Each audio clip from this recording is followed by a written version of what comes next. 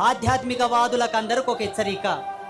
దేవుని నమ్మి నష్టన బొట్టు పెట్టి ఇంట్లో దీపం పెట్టి తిరుపతికి శ్రీశైలం వెళ్ళేటటువంటి ఆధ్యాత్మికవాదులకు అందరికి ఒక హెచ్చరిక. ఏమిటో తెలుసా? దేవుని నమ్మేవాడు కులం ఎంచకండి. కులం ఎంచిండ్రంటే, కులాన్ని గనక ఎంచిండ్రంటే మాదిగోడు, మాస్టోడు, డక్కలోడు, ఎరకలోడు, అది ఇది అని గనక మీరు ఎత్తి చూపించిండ్రు అనుకోండి, దేవుని నమ్మే వాళ్ళకి హెచ్చరిక. మీరు ప్రత్యక్షంగా పరోక్షంగా శివుని యొక్క సృష్టిని, బ్రహ్మ యొక్క దృష్టిని శంకించిన పాపం మీకు తగులుతుంది.